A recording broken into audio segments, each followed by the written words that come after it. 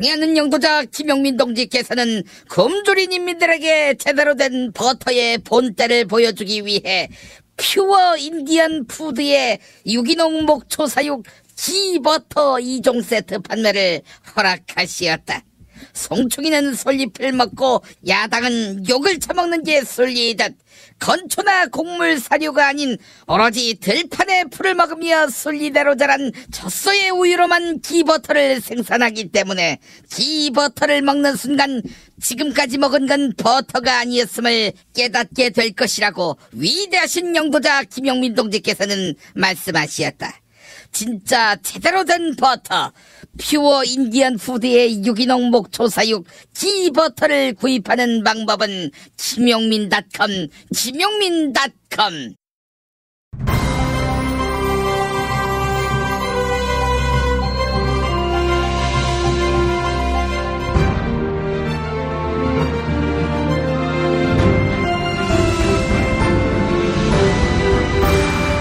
2018년 6월 19일 화요일 김용민 브리핑 2부입니다.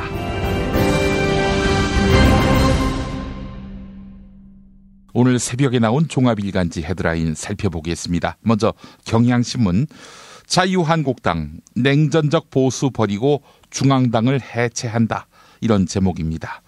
김성태 대표 권한대행이 중앙당을 해체하겠다, 외부 인사가 전권을 가진 혁신비상대책위원회를 구성하겠다, 당 이름을 바꾸겠다, 이렇게 공언했네요.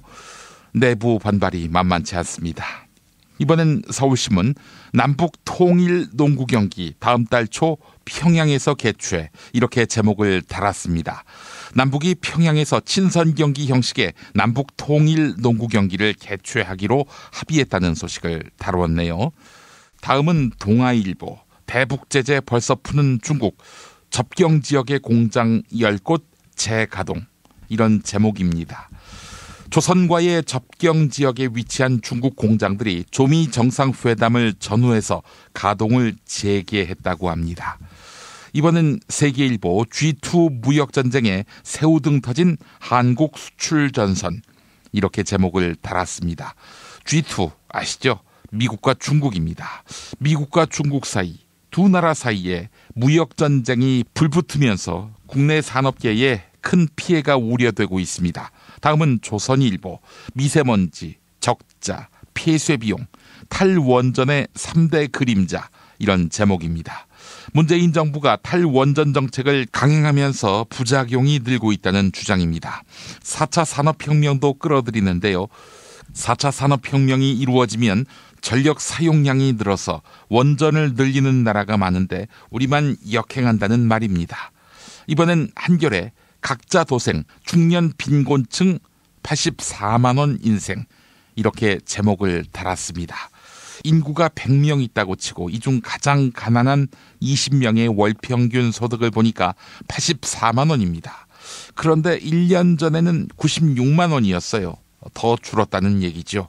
정부가 재정을 확대해야 한다는 말입니다. 다음은 한국일보, 통상임금의 상여금 포함 곧 법제화한다, 이런 제목입니다. 최저임금을 계산할 때 여기다 상여금을 포함시키려다가 난리가 났죠. 이거 손본다는 겁니다. 이번엔 국민일보, 전북 군산에 위치한 유흥업소에서 방화로 화재가 발생했지요. 군산에서 이런 비슷한 참사가 많았습니다. 그래서 2000년 대명동, 2002년 개복동, 2018년 장미동, 되풀이 되는 군산 참사, 이렇게 제목을 달았습니다. 특히 이번에 화재가 난 현장 반경 1km 이내에는 나무로 만든 건물만 1000개 이상이 위치해 있었다고 하네요. 마지막으로 중앙일보, 100세 부친을 부양하는 76살, 집 밖으로 나들이 나가는 게 소원, 이런 제목입니다.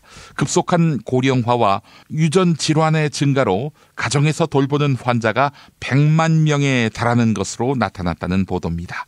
오늘의 헤드라인이었습니다.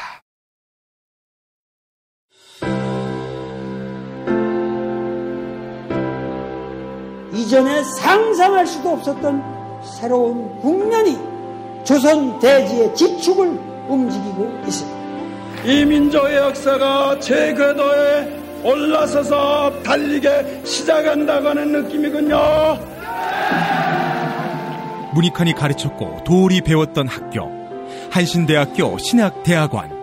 꿈을 현실로 살아간 선구자를 양성하는 한신신학은 촛불혁명과 한반도 종전선언 이후의 세상을 준비하고 있습니다. 한신신학을 통해 세계의 신학을 깊이 연구하고 더 나아가 시대의 예언자의 길을 걷고자 하는 모든 분들을 환영합니다. 이 새 시대는 문익환 씨의 힘으로 열리는 것이 아니라 바로 여기 모인 여러분들의 힘으로 열리는 거예요.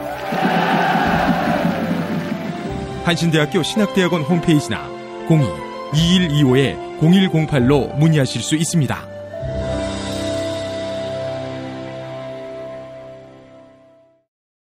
골반 잡자 바로 잡자 바디로직, 허리 통증 바로 잡자 바디로직, 몸매 교정 바로 여름에도 잡자, 아시죠?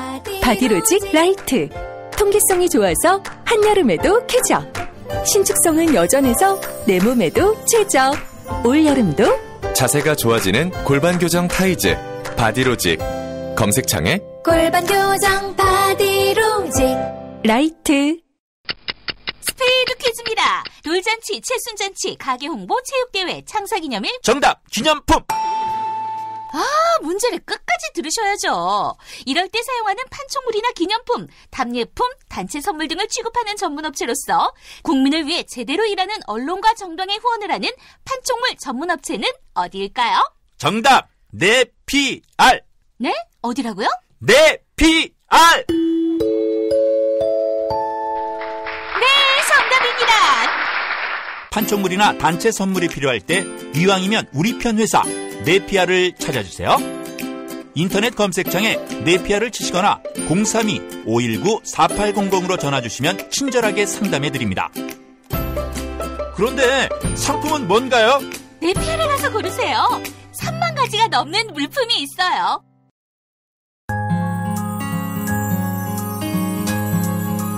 당신의 정직한 뉴스 보좌관 김용민과 주파수를 맞춘다. 새로운 아침 특별한 선택 김용민의 뉴스 브리핑. 김용민의 뉴스 브리핑. 문재인 대통령이 조국 민정수석에게 새로 선출된 지방 권력이 해이해지지 않도록 해달라 이렇게 주문했습니다. 새로 들어선 지방정부가 승리감에 도취해 해이해지거나 긴장감이 풀어지지 않도록 경각심을 높이자는 취지입니다. 또한 문재인 대통령은 지방선거 결과에 기뻐하는 것은 오늘까지다 이렇게 강조했습니다. 특히 우리가 받은 높은 지지는 굉장히 두려운 것이다. 정말 등골이 서늘해지는 정도의 두려움이다. 이렇게 강조했습니다. 지지에 충족하지 못하면 기대는 금세 실망으로 바뀔 수 있다는 겁니다. 반면 이번 지방선거로 지역주의 정치와 편가르기 정치가 끝났다고 평가했는데요. 어제 청와대 수석보좌관 회의에서 있었던 문재인 대통령의 모두 발언 들어보시죠. 이번 선거를 통해서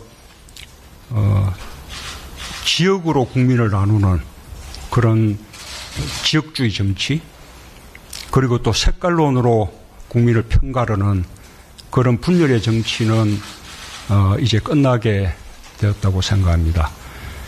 그리고 그런 지역주의 정치, 또 분열의 정치 구조 속에서 어떤 정치적 기득권을 지켜나가는 그런 정치도 이제는 더 이상 계속될 수 없게 되었다고 그렇게 생각합니다. 저로서는 제가 정치에 참여한 가장 중요한 이유 중에 하나, 가장 중요한 목표 중에 하나를 이룬 셈입니다. 뿐만 아니라 노무현 대통령 때부터 정말 꿈꿔왔던 그런 일이고, 3당 합당 이후 한 30년 가까운 세월 동안 정말 많은 사람들이 고통받고 눈물을 흘리면서 노력한 그런 결과라고 생각합니다. 한겨레 보도였습니다. 승자 독식의 소선거구제가 표심을 왜곡시키고 있다. 이런 지적이 꾸준히 제기됐는데요. 이런 현상을 방지하기 위해 시민사회는 정당 득표율대로 전체 의석을 배분하는 연동형 비례대표제를 도입하자 이렇게 제안합니다. 2006년 서울시의회 선거에서 자유한국당의 전신인 한나라당은 약 57%의 정당 득표를 얻었지만 96%의 의석을 차지했습니다. 시의회 의원의 90% 정도를 승자 독식의 소선거구제로 뽑는 선거제도 덕분이었습니다. 그런데 이번 지방선거에서는 정반대의 결과가 나왔습니다. 서울시의회의 경우에는 더불어민주당이 50%의 정당 득표율로도 약 93%의 의석을 차지했습니다. 민주주의를 위해서는 정당 득표율대로 의석을 배분하는 연동형 비례대표제로 바꿔야 한다는 지적이 나오는 이유입니다. 그동안 연동형 비례대표제 도입은 국회 논의 과정에서 자유한국당의 반대로 좌절됐습니다. 오마이뉴스 보도 전해드렸습니다. 김성태 자유한국당 대표 권한대행 겸 원내대표가 중앙당 해체 작업에 돌입한다. 이렇게 선언했습니다. 보수 세력 괴멸에 가까운 참패를 아는 자유한국당이 당 수습 방안을 내놓은 것입니다. 김성태 대표 권한대행은 당명 변경 그리고 외부 인사를 위원장으로 한 비상대책위원회 가동 방침을 밝히기도 했는데요. 김성태 권한대행의 기자회견 발언 들어보시죠. 또한 오늘부로 자유한국당은 중앙당 해체를 선언하고 지금 이 순간부터 곧바로 중앙당 해체 작업에 돌입할 것이라는 점을 말씀드립니다. 당대표 권한대행인 저 자신이 직접 중앙당 청산위원회 위원장을 맡아 청산과 해체 작업을 진두지휘해 나갈 것이라는 말씀을 드립니다. 집권당 시절에 방대한 조직구조, 다 걷어내고 원내 중심 정당, 정책 중심 정당으로 다시 세워갈 것입니다. 중앙당 조직을 원내 중심으로 집중하고 그 외의 조직과 기능을 필수적인 기능 위주로 슬림화해서 간결한 의사결정 구조를 만들어갈 것이라는 점을 밝혀드립니다. 기능적으로 효율적이고 조직적으로 실용적인 원내 정당으로 만들어가겠다는 말씀을 드립니다. 명실상부한 원내 중심 정당으로서 원내 정당의 정책 기능을 강화하기 위해 당 정책위를 당 조직과 별도의 원내 조직으로 분리하고 정책적 전문성을 강화해 나가겠다는 말씀을 드립니다. 중앙당사를 공간적으로 최소화하고 전국에 산재해 있는 당 자산을 처분해 당 재정 운영 또한 효율화하겠다는 말씀을 드립니다. 당 자산으로 마련된 재원으로 당 조직의 구조조정을 마무리해 갈 것이라는 점도 말씀드립니다. 당이 지표로 삼는 이념과 철학의 핵심과 더불어 조직 핵심, 정책 핵심도 맞물려 가도록 하겠다는 말씀을 드립니다. 그리고 그 마무리 작업을 당의 간판, 새로운 이념과 가치를 담는 새로운 이름으로 시작하도록 할 것입니다. 인적 핵심, 조직 핵심, 정책 핵심으로 완전히 새로운 당을 새로운 이념적 집행위에서 다시 시작할 것이라는 말씀을 드립니다.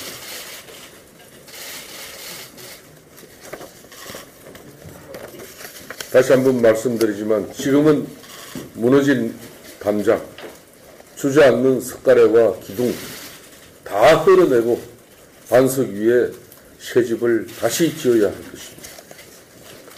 더 이상 자기 핵심에 게으른 보수가 되어서는 안 될 것입니다. 더 빠르게 움직이고 더 앞서가는 새로운 정당이 되어야 할 것입니다. 집권당 시절의 구조와 체제, 간행과 간섭을 모두 바꾸고 확실한 세대 교체, 확실한 인적 혁신 반드시 이루어내야 할 것입니다. 새로운 철학과 새로운 이념적 지평에서 새로운 인물과 세력으로 새로운 도전을 시작할 수 있도록 해야 할 것입니다. 변화와 혁신에 주저하지 않는 새로운 당을 건설해 나갈 것입니다. 다만 김성태 권한대행이 밝힌 중앙당 해체는 당을 공중분해시키는 수준의 해산이 아닙니다. 중앙당 업무를 당원 관리나 조직 관리로 국한하고 다른 권한들을 원내 정당으로 옮긴다는 뜻입니다.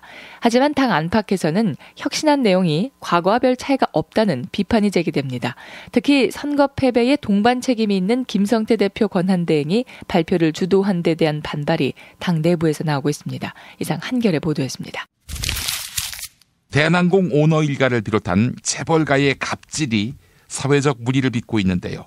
노태우 전 대통령의 딸이자 최태원 SK그룹 회장의 부인인 노소영 아트센터 나비 관장의 갑질 행위에 대한 폭로가 나왔습니다.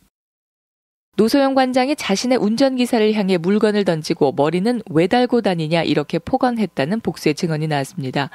노소영 관장의 차를 몰았던 한 전직 운전기사는 운전석 쪽으로 휴지 상자와 껌통을 던지면서 화를 내기도 했다고 이야기했는데요.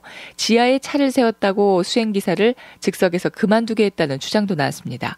도착 장소인 지상에서 의전을 받지 못한 데다 매연에 굉장히 민감한데 지하에 내려졌다는 게 이유라는 겁니다. 노소영 관장의 법률 대리인인 박영식 변호사는 모두 사실과 다르다고 밝혔습니다. 한겨레 보도 전해드렸습니다. 문재인 대통령이 한국 정부의 사형 집행 중단 방침을 공식 선언하는 방안이 추진됩니다. 국가인권위원회 심상돈 정책교육국장은 문재인 대통령의 사형 집행 중단 발표를 준비하고 있다. 이렇게 밝혔습니다. 오는 12월 10일 세계인권선언 70주년을 맞아 정부가 더는 사형 집행을 하지 않겠다고 대내외에 천명한다는 겁니다. 한국은 97년 이후 현재까지 약 20년 동안 사형을 집행하지 않은 실질적 사형제 폐지 국가인데요. 심상돈 정책교육국장은 지난해 12월 사형제 폐지를 보고했고 당시 문재인 대통령도 긍정적으로 답변했다고 말했습니다. 개정을 통해 사형 자체를 없애는 것은 아니지만 국제사회의 사형제 폐지 요구 국내 법 제도가 한 발짝 가까워지는 것으로 해석될 수 있습니다. 연합뉴스 보도였습니다. 4년제 대학 60개 정도는 2년 뒤에 신입생을 단 한 명도 받지 못하게 된다. 이런 전망이 나왔습니다. 정원 미달이 계속되면 대학 재정난은 심해질 수밖에 없어 대학 줄도산 사태가 우려됩니다.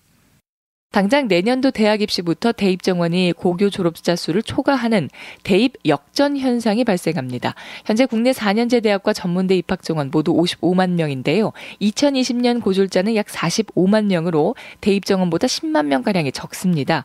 김도연 포스텍 총장은 현재 200개에 달하는 국내 4년제 대학 가운데 약 50개는 이미 망했다고 봐야 한다고 꼬집었습니다. 특히 지방에서는 주요 대학이 문을 닫으면 지역 경제에 큰 타격이 불가피해 교직원은 물론 지역 주민들이 갖는 위기감이 대단히 큽니다. 매일경제 보도 소개해드렸습니다. 최근 화장이나 치마와 같은 꾸밈을 거부하는 이른바 탈코르셋 운동이 확산하고 있는데요. 하지만 일각에서는 탈코르셋이란 이름에 또 다른 코르셋이 강제로 씌워진 기분이다. 이렇게 지적합니다. 최근 SNS나 각종 온라인 커뮤니티에서는 쌩얼 사진 또는 머리를 짧게 자른 사진들을 쉽게 접할 수 있습니다. 아름다움의 기준은 획일적이지 않아야 하고 하기 싫으면 하지 말아야 한다는 게 탈코르셋 운동의 본질인데요. 그러나 탈코르셋 운동에 왜 동참하지 않느냐면서 혐오 표현을 사용하는 경우가 잇따르면서 반발 여론도 거세게 일고 있습니다. 탈코르셋에 반발하는 여성들은 화장을 하거나 머리를 기르고 치마를 입는 건 순전히 개인의 선택이다. 탈코르셋의 원래 취지는 원하지 않을 때 하지 않을 자유 아니냐 이렇게 입을 모읍니다. 이상은 세계일보 보도였습니다. 예멘 출신 난민들의 대규모 제주도 유입이 2달째를 맞았는데요. 하지만 무슬림 혐오를 바탕으로 한 추방 의견이 거센 호응을 얻고 있어 파장이 일고 있습니다. 올해 들어 예멘인 약 560명이 제주도에 입국했고 이 가운데 520명이 난민 신청을 했습니다. 하지만 이 사실이 알려지면서 무슬림 혐오를 담은 난민 추방 여론이 거세게 일기 시작했습니다. 일각에서는 테러하는 사람들을 받아줘선 안 된다. 저임금 일자리를 빼앗으러 온 가짜 난민이다. 이렇게 비난하는 의견이 나오기도 했습니다. 이들은 특히 예멘 출신 난민 신청자들에게 특별 취업 허가를 내준 것을 문제 삼고 있습니다. 난민 신청자들은 체류 시작 뒤 최초 6개월 동안 일할 수 없는 규정이 있는데 예외로 허가를 내줬다는 겁니다. 하지만 제주 출입국 외국인청은 현재 일손이 부족한 제주 현장에서 이들을 채용할 수 있는지 여부에 대한 문의가 들어온다. 인력 부족 업종의 취업을 특별히 허가하기로 했다고 설명했습니다. 실제로 취업 허가가 난 일자리들은 제주도에서 일손이 부족한 어업 또는 농업 분야입니다. 한겨레 보도 전해드렸습니다. 김용민 파일. 서울시장 선거에 나선 안철수. 기호 3번 바른미래당 서울시장 후보 안철수입니다. 제가 꼭 서울 시민분들 열망받아서 당선되고 우리 서울 다시 한 번 더 바꾸겠습니다. 그러나 결과는 2등도 아니고 3등. 개표 초반에 이미 패배 인정. 서울 시민의 준엄한 선택을 존중하며 겸허히 받들겠습니다. 무엇이 부족했고 무엇을 채워야 할지 이 시대 제게 주어진 소임이 무엇인지 깊게 고민하겠습니다.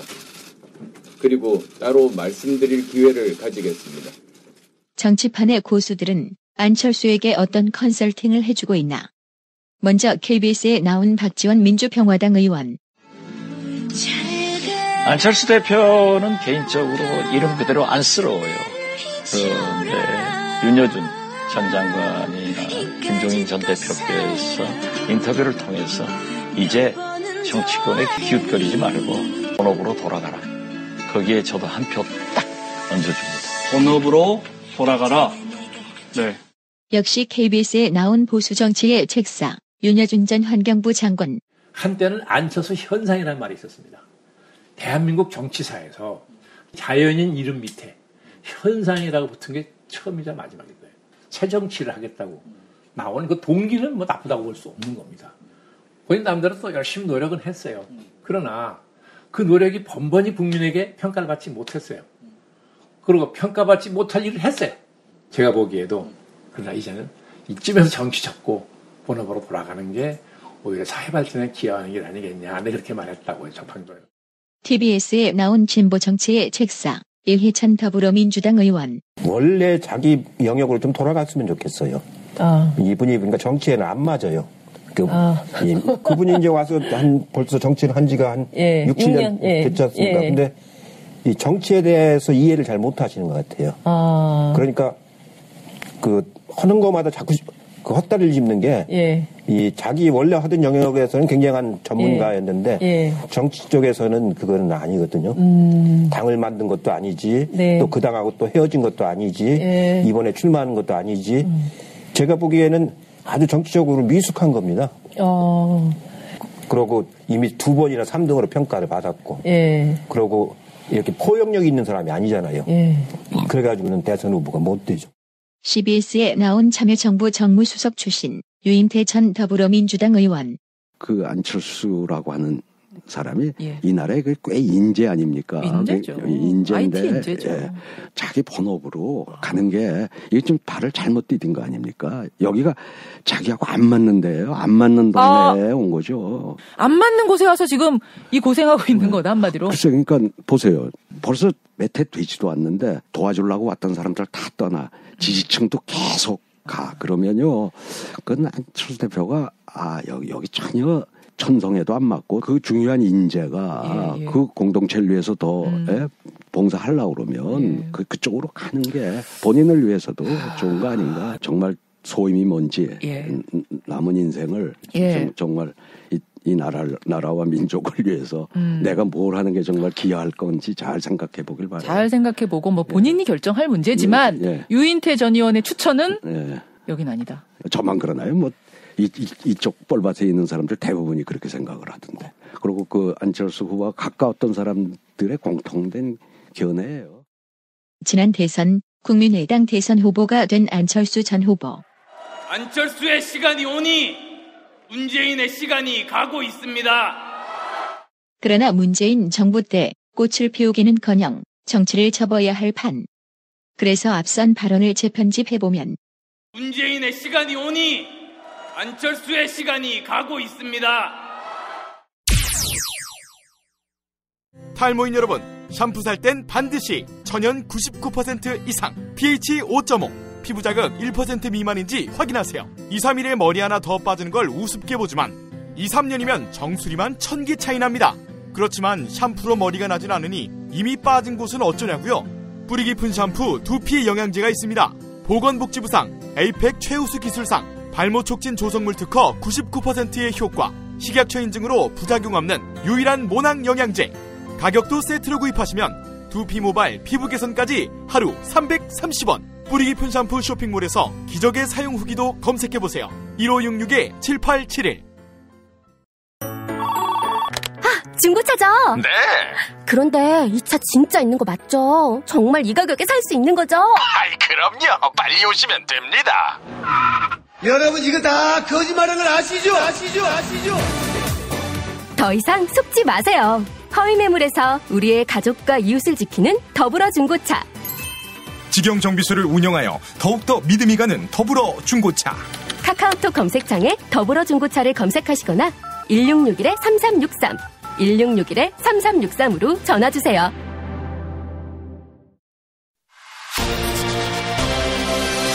답은 이미 정해져 있으니 너는 대답만 해라고 하는 답정너. 아닌데, 답은 정치인데 너만 몰라. 이건데.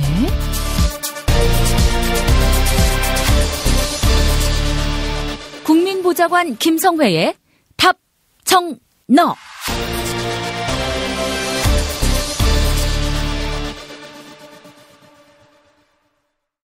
탈모는 막아주고 빠진 머리는 다시 나게 하는 18,000원짜리 뿌리 깊은 샴푸 두피 영양제.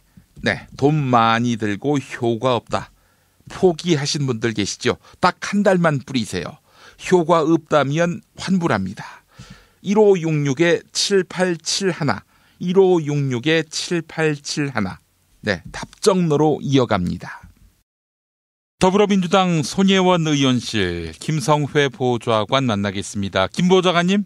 네, 안녕하세요. 예, 김성태 자유한국당 당대표 권한대행 겸 원내대표가 오늘부로 한국당은 중앙당 해체를 선언하고 지금 이 순간부터 곧바로 중앙당 해체 작업에 돌입하겠다, 이렇게 밝혔는데 당장 내부에서부터 무슨 소리를 하느냐, 당신한테 무슨 그런 권한이 있다고 라는 반발이 터져나오고 있다고요.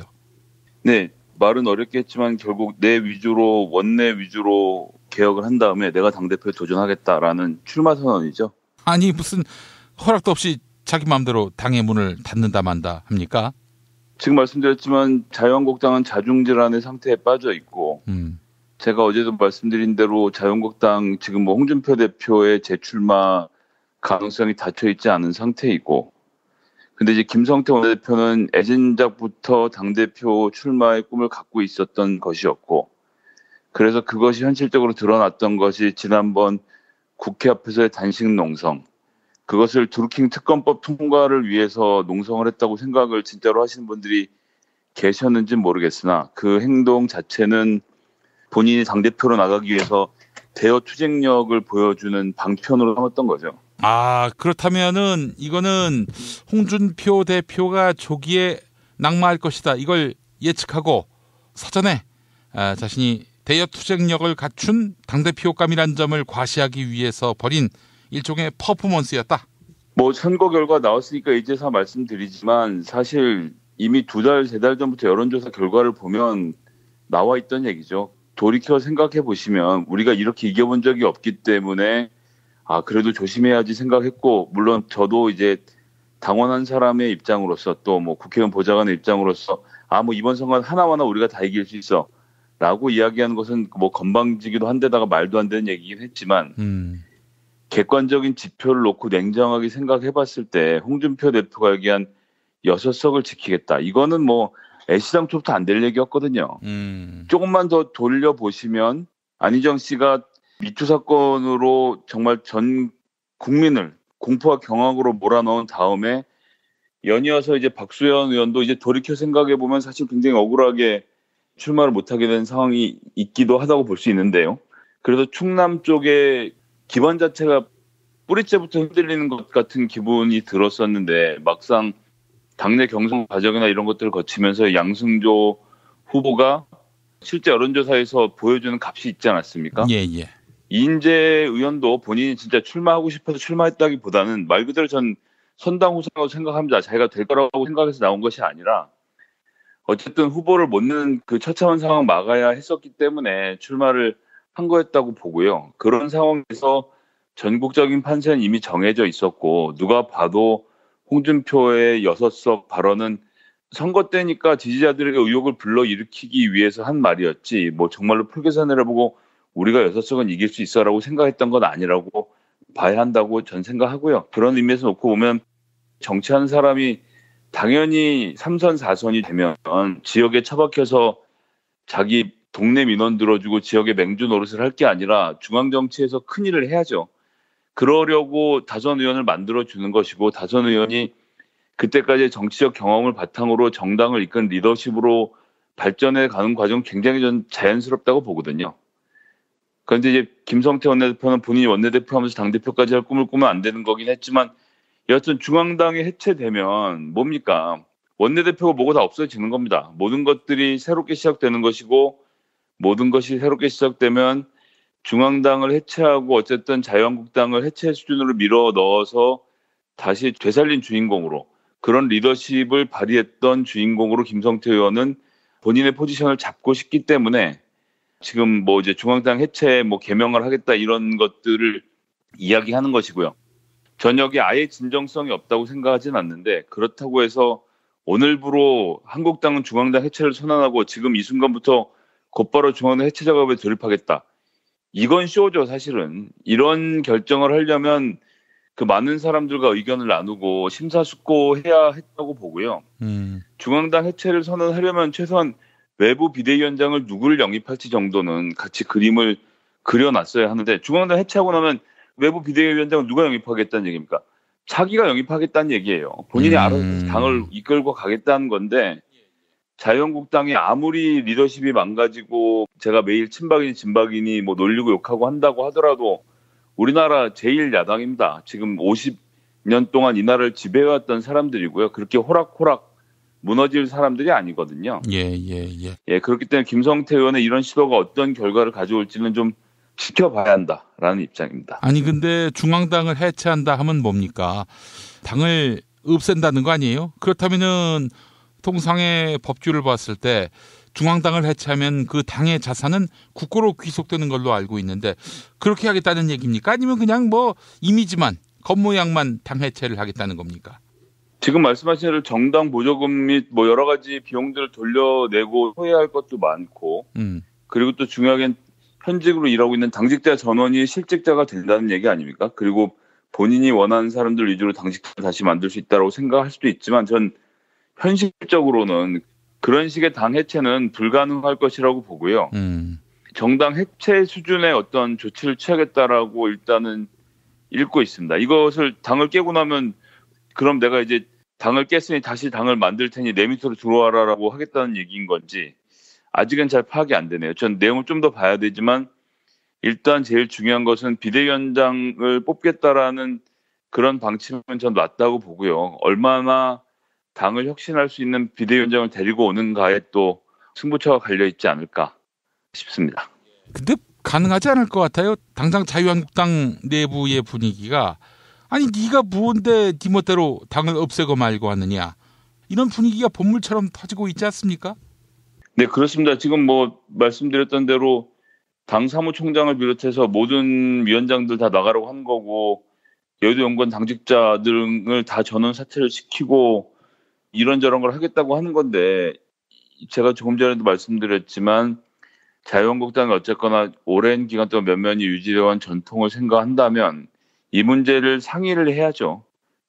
비대위원장이 됐으면 초선 의원 모임도 하고 중진 의원 모임도 하고 다선 의원 모임도 하고 개표별 모임도 다 나가고 여러 가지 의견을 듣고 취합하는 과정을 거쳐서 모양을 맞추어서 일을 진행해야 의미가 있는데 이것은 뭐 본인에게 비대위원장 자리를 줬다고 그것을 전가의 보도처럼 휘두르면서 마음대로 이 당을 어떻게 해보겠다는 생각을 하는 거 아닙니까? 그렇게 손쉽게 넘어갈 정당이라고 생각하지 않고요. 그런 내홍을 겪는 자체가 저는 진심으로 안타깝습니다. 민주당이 300석을 다 차지해서 국회를 운영할 수 없어요. 이 나라가 그렇게 돌아가지 않습니다. 예. 아직도 민주당의 활동을 인정하지 않는 보수도 많이 있고 이번 선거를 통해서 보여졌지만 30에서 40% 가까운 국민들이 자유한국당을 지지하고 있기 때문에 이런 분들의 의견을 받지 않고 정치를 한다는 것은 불가능합니다. 그렇기 때문에 저희는 정상적인 정당 파트너가 필요해요. 그것은 부인할 수 없는 사실입니다.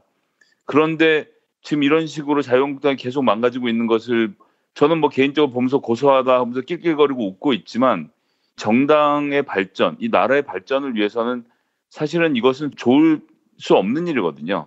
그리고 뭐 자유한국당 망해라라고 말씀들 많이 하시지만 이 130명 가까운 국회의원들이 오늘 아침에 사라질 수 있는 것도 아니지 않습니까? 예.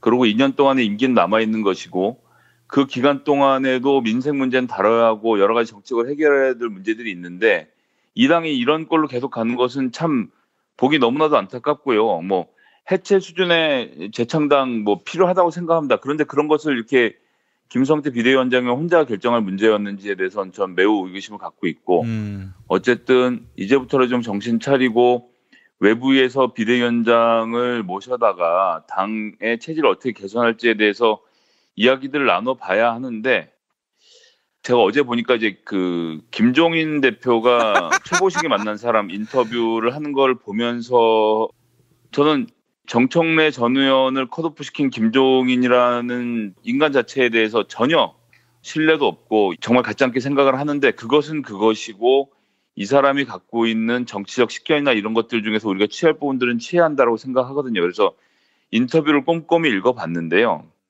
어쨌든 김종인이라는 사람이 우리나라 보수 중에선 그래도 마음이 따뜻한 국민연금 제도라든지 의료보험 제도라든지 어쨌든 이런 제도들을 정착시키는데 본인의 역할이 있었던 정상적인 보수 그룹이라고 생각하거든요. 물론 말년에 문재인 대표 뒤를 이어서 민주당을 먹으니까 자기가 민주당 정말 다 먹은 거라 생각하고 이 상태로 대권 나가도 될 것 같아서 대권을 도전하려고 여기저기 기웃거리다가 결국은 폭삭 망해버려서 되게 안쓰럽긴 하지만 여하튼 보고 배울 게 있는 사람이고 보수에서 뭔가 조언을 구해야 한다면 김종인 대표를 찾아가서 조언을 구하는 게 저는 맞는 거라고 지금까지 생각해 왔는데 이 마지막 대목이 정말 놀라웠습니다. 뭐라 그러냐면 최보식 기자의 질문은 문 대통령 어떤가라는 질문에 예. 김종인 씨가 대답하기를 남북 문제와 적폐 수사를 빼면 집권 1년이 지났지만 무슨 실적이 있나 이렇게 답변을 했습니다. 이게 세상에 제일 답답한 답변입니다.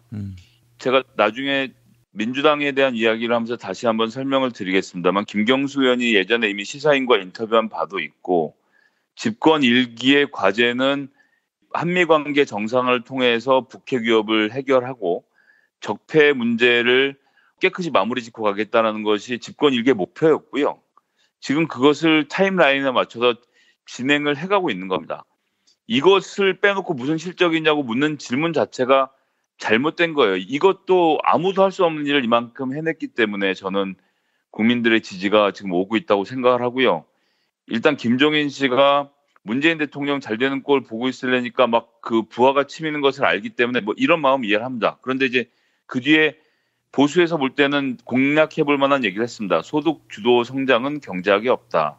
소득이 있어야 소득을 주도를 하지 하면서 자유로운 기업의 활동을 보장하고 정부가 그렇게 할 수 있도록 제도와 여건을 조성해 주면 된다라고 이야기를 하면서 경제 문제에 대해서 아직 해결되지 않은 것이 문제라고 하면서 문제 제기를 하니까 최보식 기자의 다시 질문이 지지율은 70% 되고 소탈하고 인간적인 대통령으로 인기가 높지 않나 라고 물어보니 대통령이 돼서 모양을 갖추니까 그렇게 보이는 거다.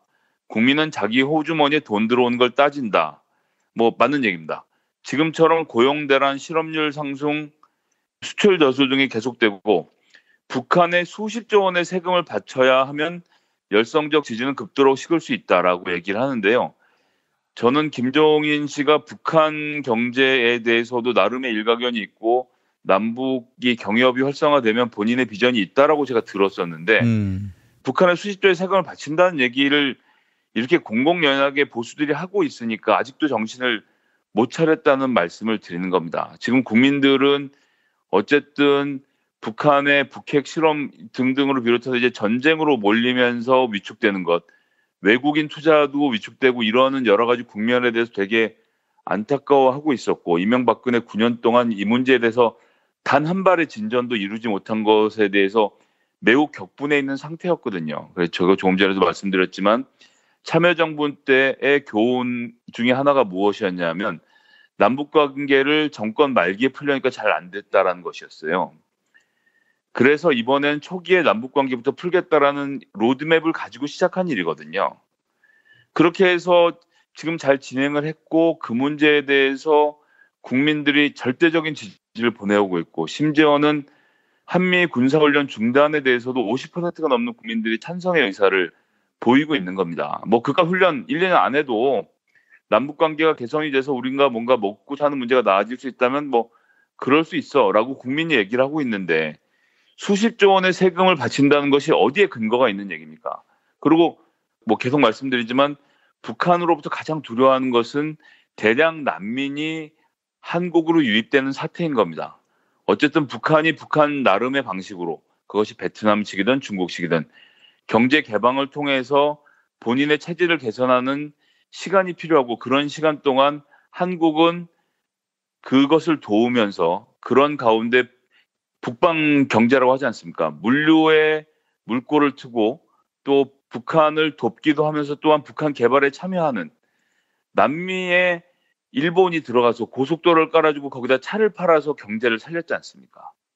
저는 북한이 하는 모든 행위들은 투자에 준하는 행위들이 될 것이라고 생각하고 그것은 세금도 들어가겠지만 대부분은 민간 자본들이 또 외국 자본들이 들어와서 투자할 부분들이 많이 있다라고 생각을 하고 있고요. 그런 부분에 대해서 북한 정부도 열려있는 태도를 갖고 있는 것이 지금 현실인데 이러한 정세를 보지 못하고 수십조 세금을 퍼줄 것이다라는 이런 반복적인 주장을 반복하는 사람들이 모여서 대책을 만들고 있으니 자유한국당의 미래가 정말 깜깜하다는 겁니다. 우리나라에 보수가 있거든요. 근데 보수조차도 지금 북한 문제에 대해서는 마음을 열었고 더 이상 반곡이나 반복 이데올로기는 안 된다. 김정은도 뭐 보니까 말도 잘하네. 이러면서 심지어는 3대 세습 독재자라고 욕하던 김정은 위원장에 대한 호감도마저도 급상승하고 있는 이런 국면에서 북한은 악마다라는 주장이 과연 먹히겠는가? 수십조의 세금을 바친다고 누가 그랬습니까? 그것은 홍준표 대표가 얘기했던 나라를 통째로 바치시겠습니까? 어디에? 김정은에게. 그런데 김정은에게 나라를 바친다고 누가 생각을 합니까? 그러니까 그 구호가 실패한 거거든요.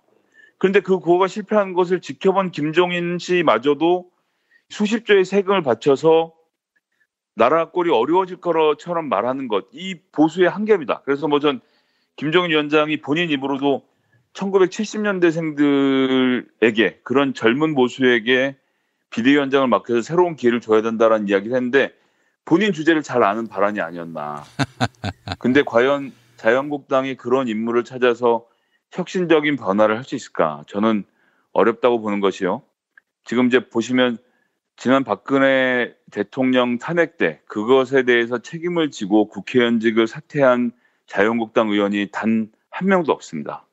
전 그런 가운데 조원진 의원은 제가 매일 평소에는 비아냥거리고 욕하긴 하지만 그나마 본인이 정치적 책임을 진 행위였다고 생각합니다. 그 뭐 대한민국당인지 어디에 가서 활동하고 있는 자체가 본인의 색깔을 정확히 보여준 일이었고 다음번 총선에서 당선이 되지 않더라도 나는 내가 할 길을 가겠다라는 최소한 정치적 의사의 표현이었다고 보는데 나머지 의원들 지금 어떻게 하고 있습니까?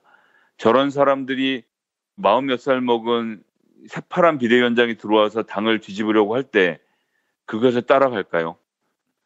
저 진박 친박 의원들이 과연 그러한 개혁을 받아들일 것인가? 저는 불가능하다고 봅니다. 보수 세력은 존재하지만 그 보수 세력을 대표할 대의 정치를 수행할 국회의원이 자유한국당이 단 한 명도 없다는 것. 이것은 정말 우리나라 보수의 불행 중 불행이라고밖에 말씀드릴 수 없을 것 같습니다. 예, 알겠습니다. 자, 김성회 보좌관님 오늘 말씀 잘 들었습니다. 네, 감사합니다.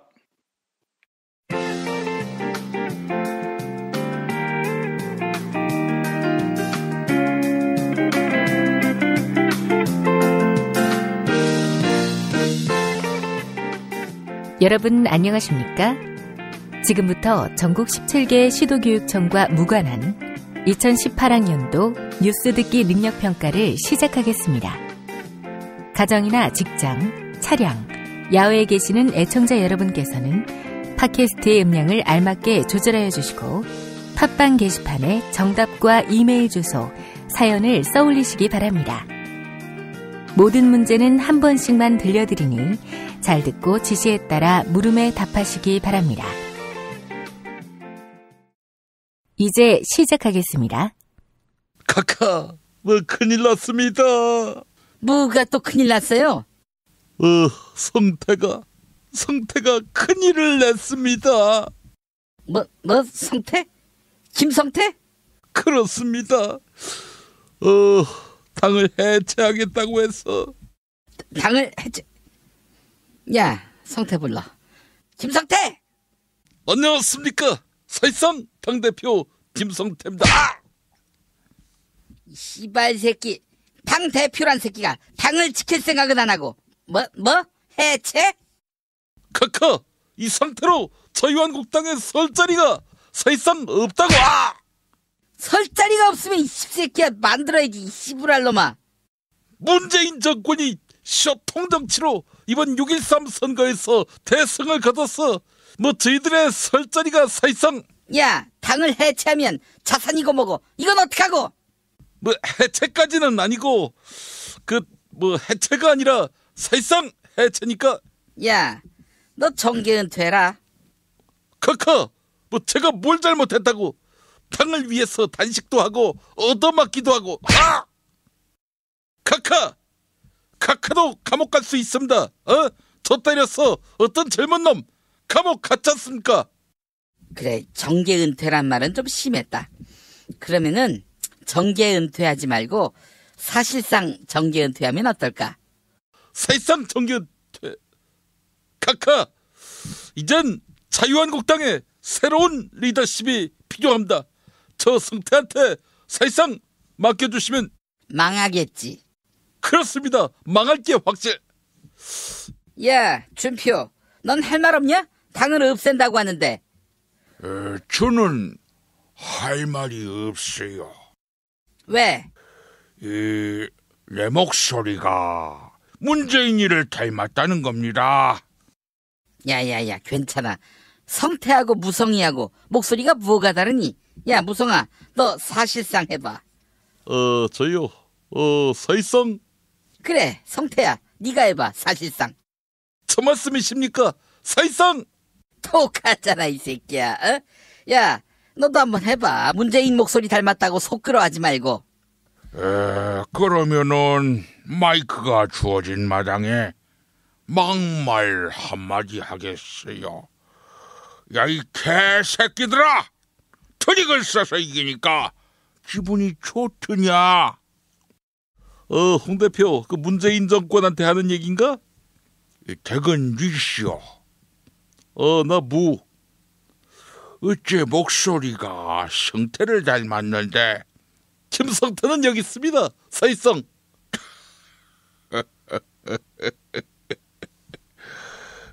문재인 정권한테 하는 얘기가 아니라 스웨덴 좌파 무상복지하는 나라들이 간땡이가 부었어요.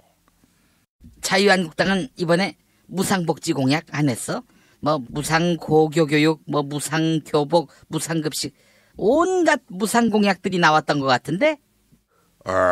우리는 무상복지가 아니라 무료, 영어로 프리 복지죠. 자유복지다 이 말입니다. 자유복지 같은 소리 하고 있네. 카카, 구치소 프리복지, 자유복지 좋습니까? 무상급식에 무상취침, 아무 걱정 없이 사시니까 얼굴색이 좋아졌어요.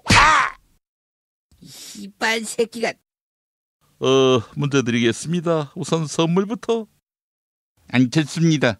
정답자에게는 도서출판 창비에서 협찬해 주신 도서 우리가 촛불이다 보내드리겠습니다. 23차례의 촛불 집회, 그날의 기록들을 장윤선 기자가 정치 에세이로 엮어냈습니다. 우리가 촛불이다. 많은 관심 부탁드립니다. 안녕하세요. 인이에요. 다른 정답자에게는 애주가들의 핫 아이템 술친곰 한 박스를 선물해드릴게요. 포털 사이트에서 술친곰 검색해주세요. 그리고 금요일 정답자 가운데 한 분께는 남도 먹거리에서 협찬하는 식품 꾸러미 상품 보내드릴게요. 인터넷 주소창에 남도먹거리.kr 그 입력해 주셔야 한다고 봐요. 안녕하십니까. 서울시장 박원수입니다. 금요일 정답자 가운데 다른 한 분께 골반 보정 속옷 바디로직 리포머 팬츠 선물해 드립니다. 검색창에서 바디로직 찾아주시면 되겠습니다. 금요일 정답자 가운데 다른 한 분께는 머문 빌리지 이용권 선물해 드릴 텐데요. 총 3,000평의 대지와 건물 2동 오직 한 팀에게만 서비스합니다. 포털 사이트에서 머문 빌리지 찾아주시면 되겠습니다. 그리고 클로징에서 사연이 소개된 분에게는 올인원 향수비누 헤이브로 올인원 파워바 선물해드립니다. 머리끝에서 발끝까지 비누 하나로 검색창에서 헤이브로 검색해주세요. 문제 드리겠습니다. 멜라니아 트럼프 아시죠? 남편이 도널드 트럼프 미국 대통령인데 트럼프 미국 대통령의 미입국자 부모와 자녀를 격리시키는 정책 이거를 비판했습니다. 그건 결국 남편 정책을 아내가 비판한 건데 멜라니아 트럼프 1970년생이죠.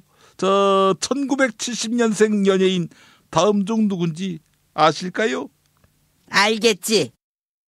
1번 서태지, 2번 김구라, 3번 윤종신, 4번 안재욱, 5번 임상아.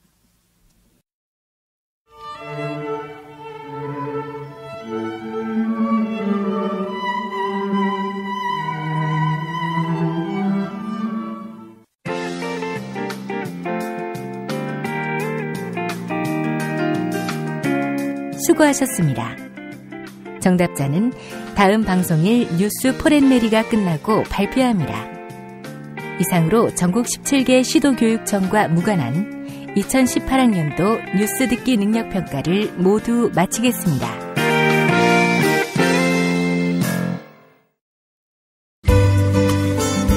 노력한 만큼 내어주는 자연. 그 자연의 마음을 알기에 정성농장 홍삼. 검색창에서 정성농장 홍삼을 검색해주세요. 010-9754-6972 다이어트를 위한 꿀팁. 동결건조 채소와 곡물, 단백질, 그리고 효소와 비타민, 미네랄로 만든 다이어트 전용 그린 스무디로 하루 한두 끼만 바꿔 드세요. 비타샵에서 만나요. 술자리 많은 요즘 3차까지 달린 당신을 위한 필수품.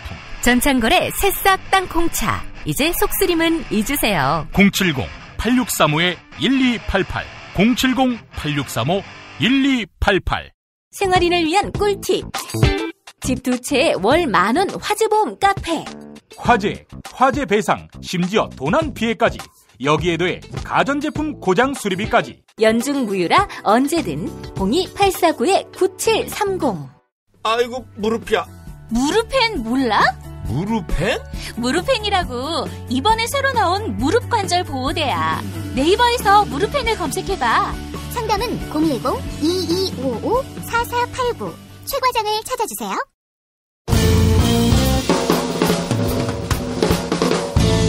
미디어 오늘 정상근 기자가 뉴스 속의 뉴스를 짚어드립니다. 정상근 기자의 오늘 미디어.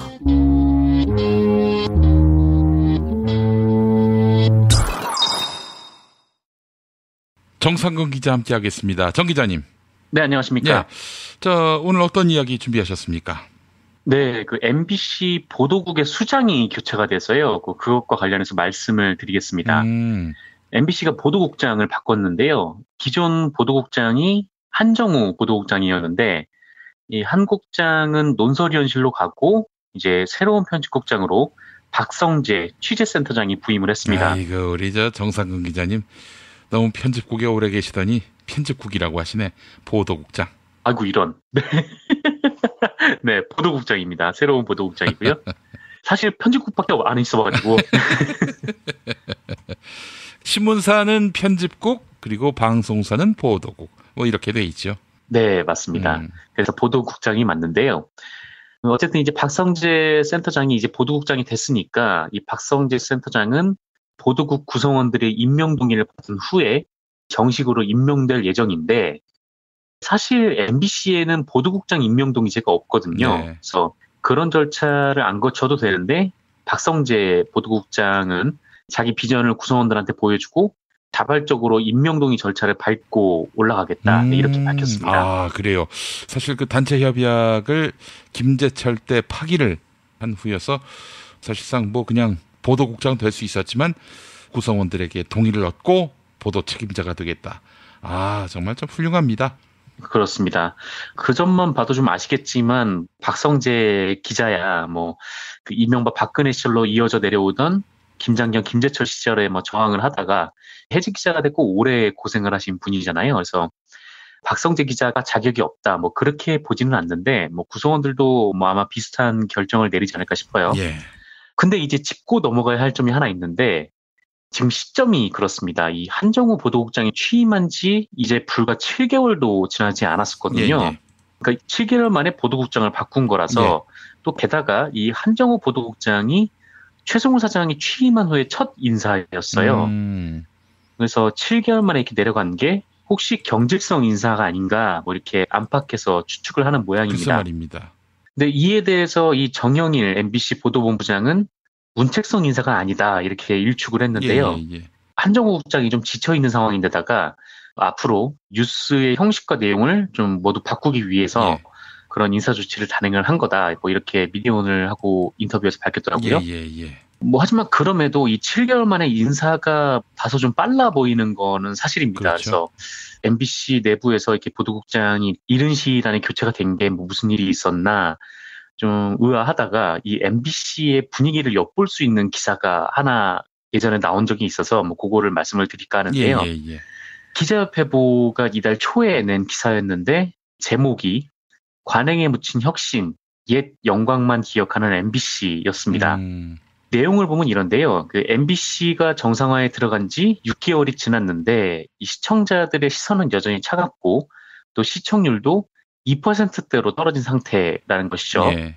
그리고 이에 대해서 이 타사 기자들은 지금 MBC가 이 10년의 공백 속에서 변화한 방송 트렌드를 쫓아오지 못하고 있다, 이렇게 지적을 하고 있다고 합니다. 그러니까 보도의 방식 그리고 아이템이 모두 구식이라는 것이죠. 대표적으로 MBC가 여전히 백화점식 보도를 하고 있다는 점이 꼽혔는데 MBC의 한 기자가 이 기자협회보에 이렇게 얘기를 하더라고요. 백화점식 보도는 하지 않겠다고 했으면서 아직도 정치, 사회, 경제, 국제, 문화 등 모든 이슈를 다루려는 강박이 여전하다, 뭐 이렇게 얘기를 했습니다. 그러면서 인력이 부족해도 정상화 작업의 일환이라고 생각하고 달려왔는데 조직 문화가 그대로여서 스트레스가 상당하다라는 얘기도 했다는 거죠. 그러니까 대표적으로 예를 하나 들면 최근 북미 회담 그리고 남북 정상회담 등의 이슈가 터졌는데 굉장히 상황이 급박하게 돌아가지 않았습니까? 그런데 정작 MBC의 스튜디오는 평온하고 뉴스에는 힘이 없더라라는 거예요. JTBC 같은 경우에는 뭔가 이슈가 딱 터지면 즉석에서 뉴스 큐시트도 바로 바꾸면서 이게 대응을 하는데 MBC는 그렇게 안 된다, 뭐 이런 얘기입니다. 그리고 또 MBC의 또 다른 기자도 비슷한 증언을 했는데요. 위에서 집중 이슈 팀이라는 걸 만들었는데 이슈 파이팅도 안 되고 또 각 부서의 제작 부담을 줄여주지도 못하고 있다라는 것이죠. 그리고 이제 세대 간 차이도 상당하다라고 합니다. 그러니까 정말 그 MBC 기자들이 피눈물 터지게 싸웠는데 이 싸움이 오래가고 또 MBC의 기존 기자들이 현직에서 밀려나다 보니까 이게 딱 복귀를 하고 나서는 그 기준점이 딱 옛날에는 그랬지, 요게 돼 있다는 거예요. 그래서 뭐 과거에 배제된 사람들을 구제하기 위해서 뭐 적재적소 인사가 아니라 일종의 보온 인사가 이루어졌다, 뭐 이런 문제도 제기가 됐다라고도 하고요. 또 MBC 내부에서 이 보도국 안에서 아이템을 놓고 부장하고 기자가 고함을 지르고 물건을 집어던진 경우도 있었다. 뭐 이런 증언까지 나왔다고 합니다. 예. 그래서 이 기자협회보의 보도를 뭐 어디까지 신뢰해야 될지는 알 수 없는데 그 MBC 관계자들이 대체로 익명으로 나와서요. 근데 아마 이런 취재에 응하는 사람들은 익명을 쓸 수밖에 좀 없었던 측면도 좀 있다고 생각을 하는데 다만 어느 정도 이 좋지 않은 분위기가 있었던 것은 사실로 보입니다. 그러니까 이번에 보도국장을 교체를 하면서 그게 표면적으로 드러난 것 같다라는 생각이 들더라고요. 그러면서 MBC는 이제 러시아 월드컵이 끝나고 난 뒤에 뉴스혁신 TF 개편안을 적용을 해서 뭐 뉴스의 변화를 꾀할 전망이다 이렇게 얘기를 하던데 또 하나 지금 분명한 것은 지금 뉴스가 현재 하고 있는 MBC 뉴스데스크 같아서는 지금으로서는 좀 시청자들한테 그 외면받기가 좋을 것 같아요. 아까도 말씀드렸듯이 좀 백화점식 보도 그리고 뭐 짧은 리포트 뭐 깊이가 뭐 JTBC에 비해서 부족하고 또 바로 이슈나 속보 대응도 잘 안 되는 좀 그런 상황이다 보니까요. 그래서 지금 뉴스혁신 TF의 단장을 지금 박성재 신임 보도국장이 맡고 있는데 앞으로 이 뉴스혁신 관련해서는 젊은 기자들한테 맡기는 방안도 논의를 하고 있다고 합니다. 예. 그래서 MBC가 지난 10년의 좀 오욕의 시간을 거쳐서 지금 다시 비상할 수 있는 기회를 이제야 잡았는데 MBC 구성원들이 이 또 다른 측면으로 뼈를 깎는 노력을 좀 해야 될 것 같아요. 지금 MBC 뉴스가 좀 애매한 것으로 보여서요. 그래서 이미 좀 뉴스를 보는 시청자들의 기준이 좀 많이 바뀌었죠. 그러니까 젊은 분들은 뭐 아예 TV를 보지 않고 JTBC처럼 인터넷으로도 건건히 소비를 하고 전체적으로 맥락을 짧게만 보고도 파악할 수 있는 그러니까 여러 건의 리포트를 붙이는 좀 그런 형식으로라도 바꿔보면 어떨까라는 생각이 좀 들었습니다. 그래서 MBC가 뭐 다시 한번 좀 성공하길 좀 건투를 다시 빌면서 이 관련 소식을 전해드렸습니다. 예. 사실 뭐 포맷 그리고 형식 그리고 뭐 뉴스의 범주 이건 곁가지죠. 실은 언론사가 국민에게 마음을 얻으려면 무엇보다도 우리는 국민의 편입니다라는 그런 인식을 심어줘야 합니다. 권력과 국민이 정면으로 충돌했을 때 바로 그 촛불혁명 때 아닙니까?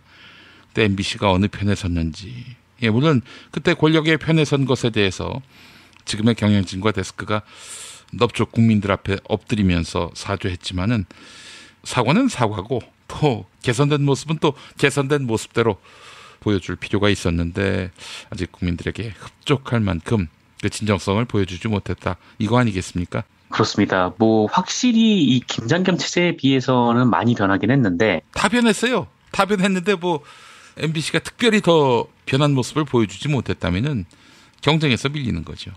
네, 그렇습니다. 뭐 아직 뭐 뉴스데스크가 뭐 시청률이 많이 안 나온다고 하니까 내부에서도 고민이 있는 것 같습니다. 그래서 이건 국민들에게 MBC는 여러분의 편입니다라는 점을 보여주기 위한 그런 의미 있는 보도 또 의미 있는 이슈 파이팅 이걸 실천할 때가 아닌가 하는 그런 생각을 해봤습니다.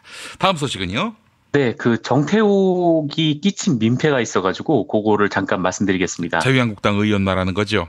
네네네, 그렇습니다. 지금은 탈당했고 네, 대변인을 하다가 지금 탈당했죠. PD저널 기사인데요. 이 지방선거 선거방송심의위원회가 정태욱 때문에 YTN의 행정지도를 내렸다고 해요. 그래요? 네, 그러니까 과거를 좀 돌이켜보면 이미 뭐 선거가 다 기우 상태이긴 했지만 정태욱이 완전히 자유한국당의 숨통을 끌어버렸잖아요.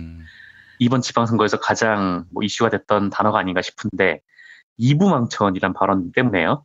그래서 이 발언을 정태욱이 했던 게 YTN에서 했었습니다.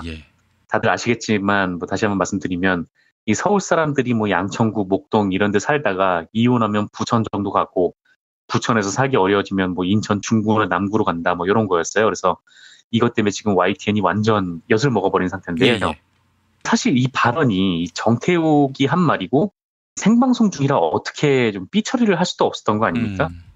게다가 이 YTN에서 뭐 어디 변희재 같은 사람을 데리고 나와서 방송한 것도 아니고 정태욱은 공당의 대변인이라는 거잖아요. 그렇습니다. 그래서 그 공당의 대변인의 수준이 그렇게까지 이제 망가졌다는 걸 뭐 YTN도 몰랐을 텐데 그리고 또 YTN의 진행자가 바로 이 해당 지역의 명예가 있으니까 구체적인 언급은 자제해줬으면 좋겠다 뭐 이렇게 제지를 하긴 했었거든요. 그래가지고 이 선거방송심의위원회도 고민이 좀 깊었던 모양이에요.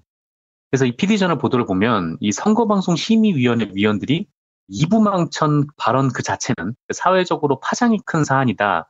뭐 여기에는 다 동의를 했는데 이 방송사를 제재하는 부분에서는 의견이 엇갈렸다라고 합니다. 그러니까 YTN을 제재한다면은 앞으로 모든 방송을 다 녹화하라는 얘기밖에 안 되는 거 아닙니까? 그렇죠. 아무래도 생방송에는 어떻게 뭐 바로바로 대응을 할 수가 없으니까 이게 좀 골 때리는 상황인 거죠. 네. 그래서 선거방송 심의위원들이 총 9명인데 이 중에 4명이 생방송에서 출연자의 발언을 어떻게 차단을 하냐, 그게 현실적으로 좀 어렵고, 또 진행자가 이후에 시청자에게 양해를 구하지 않았냐, 그래서 방송사한테 이게 제재를 내리는 거는 좀 쉽지 않다, 뭐 이렇게 얘기를 했는데, 예. 그럼에도 불구하고 그 YTN이 그것보다 좀 더 적극적으로 문제 발언을 제지했어야 한다, 이런 의견이 더 많았던 것 같습니다. 그 정태욱 의원한테 야 이 개새끼야, 어? 뭐 이혼하면은 뭐 부천 간다고? 망하면 인천 간다고? 이 개새끼 어디서 그런 헛소리를 하고 있어? 이래야 한다는 건가요? 너네 집은 어디야, 씨? 네. 너 이 새끼야, 인천이 무슨 개호구야? 그렇게 나와야 한다는 얘기입니까? 네, 그렇습니다. 하여튼 좀 더 이게 적극적으로 제지를 했어야 된다는 거예요. 왜냐면은 이게 정태욱 발언 시간이 꽤 길었다고 하더라고요. 그래서 진행자가 하여튼 뭐 이런 말 같다는 얘기를 하면은 이제 중간에 제어를 해야 되는데. 그렇죠. 그 진행자 역량이 부족했네. 네네. 그러니까 뭐 이제 그 얘기가 끝나자마자 YTN 쪽에 항의 전화가 빗발쳤나 봐요. 그러니까 이제 진행자가 그거를 딱 보고 이제 바로 뭐 문제 발언을 양해를 구하고 이렇게 정태욱을 제지를 한 것 같습니다. 예, 예. 그래서 좀 더 적극적으로 제지를 했어야 한다. 그리고 이 정태욱이 또 그 말을 2번이나 했다네요. 그래서 2번이나 같은 말을 할 동안 제지하지 않았던 것은 방송에 책임이 있다. 뭐 이런 지적도 있었습니다. 그래서 결국 행정지도인 의견 제시라는 징계가 나왔는데요. 뭐 의견 제시는 방송심의 규정의 그 위반 정도가 크지 않을 때 내리는 좀 경징계예요. 그래서 법정 제재와는 다르게 이 방송사에는 법적 불이익이 가지는 않는다고 합니다. 그래서 정태욱이라는 사람이 완전 민폐를 끼친 모양새인데 예. 토론을 진행하는 사회자도 중간에 좀 이런 말 같지 않은 얘기 나오면 좀 적극적으로 제지를 하도록 역량을 좀 키워야 되지 않을까. 예. 그런 생각도 좀 들고 좀 재밌는 소식이어서 전해드렸습니다. 아이고 YTN 뭐 섭외 잘못했다가 낭패를 봤네요. 정태욱 의원 앞으로 뭐 어디 방송에 출연하기 쉽지 않겠어요? 네, 뭐 자유한국당 소속도 아닌데다가 이제 대변인직도 물러나서 아마 뭐 어디 나가기 쉽지 않을까 싶은데 네. 이런 생각을 가지고 이런 얘기를 하는 사람들은 뭐 방송계뿐이 아니라 정치권에서도 퇴출을 좀 시켜야죠. 네, 그래요. 누가 어떤 경로로 정태욱 씨를 공천했는지도 한번 따져봤으면 좋겠네요. 네, 그렇습니다. 네, 알겠습니다. 정상근 기자님 오늘 말씀 잘 들었습니다. 예, 감사합니다.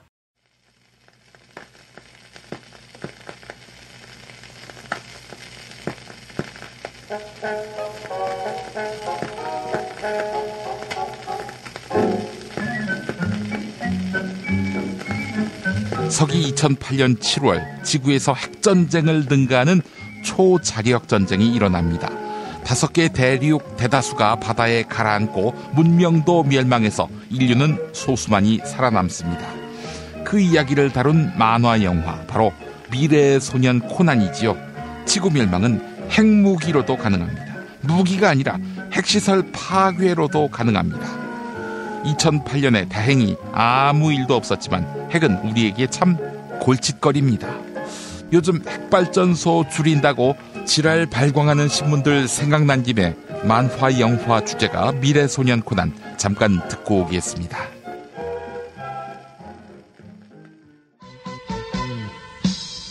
바다 저 멀리 새 희망이 넘실거린다.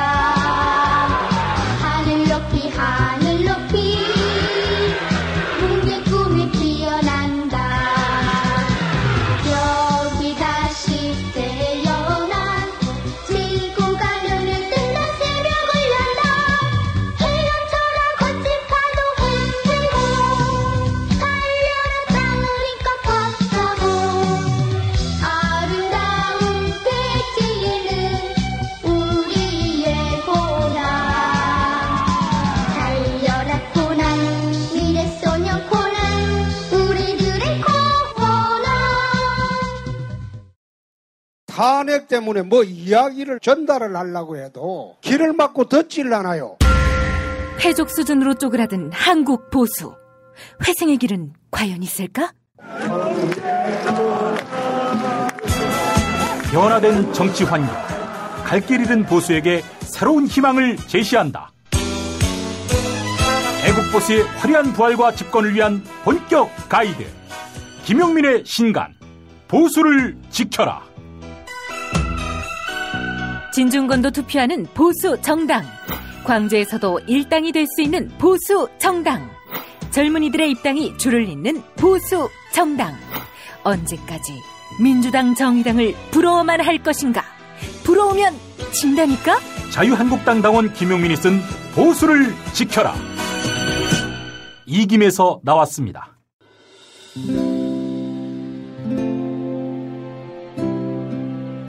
그러니까 목사님은 우리 남북 관계에 있어서도 큰 정기를 마련해 주셨습니다. 늦봄 문익환 목사 탄생 100주년. 민주화와 통일운동을 위해 11년 4개월간 옥고를 마다하지 않은 행동하는 양심. 오늘 우리가 누리고 있는 이 민주주의 또 문익환 목사님의 덕분이 아주 큽니다. 그가 24년 동안 살았던 서울 강북구 인수복로 통일의 집이 6월 1일 문익환 통일의 집 박물관으로 거듭납니다.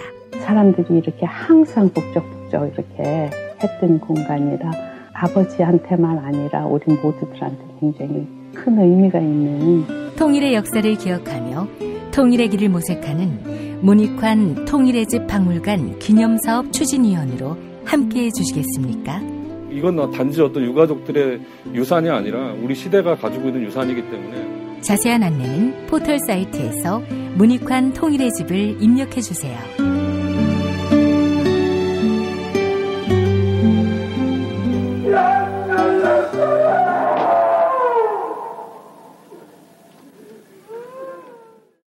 도올 김용옥 선생의 마가복음 강해로 여러분을 초대합니다. 이 마가복음이라는 게 대단히 중요합니다. 왜냐하면 복음서의 원형이기 때문에. 원형. 매주 일요일 아침 11시 서울 서대문구 충정로 20, 서울 지하철 충정로역 9번 출구 앞에 있는 벙커원에서 도울과 만나세요. 율법을 믿으시겠다고? 신약이 율법의 완성이라고? 얼어빠질 그따위 기독교 내 입 앞에서 제발 입도 뻥끗 터지지 말아요. 그런 소리는. 벙커원 교회 일요일 예배를 겸하는 이 자리. 도울이 진리와 생명이었던 예수를 원형 그대로 복원합니다. 그 십자가를 과감하게 걸머지고 돌아가신 예수를 말하지 아니하고 믿으면 너는 금방 축복받을 일만 남았다. 이게 한국 목사들 99%의 거짓말 설교예요. 도울의 마가복음 설교는 따로 녹화 녹음되지 않으며 현장에서만 만나실 수 있습니다. 김용민닷컴 자유 게시판에 올라온 사연 일부 만나보겠습니다. HJHE108님, 김성태 자유한국당 원내대표 겸 대표 권한대행님, 자유한국당에 대한 진정한 탄핵은 2년 후에 해드리겠습니다. 라고 하셨고, 참을 만큼 참았어님, 조선문학기행 기대되네요. 네, 정선태 교수님의 북한 문학기행 말씀하시는 것 같은데, 작년에 갔던 통영기행도 너무 좋았습니다. 라고 해주셨습니다. 저희가 손발이 없어서 추가적인 문학기행을 하지 못하고 있는데요. 여러분들 조금만 기다려 주시기 바랍니다. 2018년 6월 19일 화요일 김용민 브리핑 모두 마치겠습니다. 애청해 주신 여러분 감사합니다.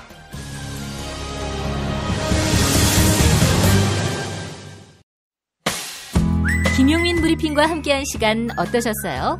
다음 시간에도 보다 바르고 알차며 즐거운 정보로 여러분을 찾아가겠습니다. 팟캐스트 포털 팟빵에서 다운로드하기, 구독하기, 별점 주기, 댓글 달기로 응원해주세요. 잊지 마세요. 다운로드하기, 구독하기, 별점 주기, 댓글 달기.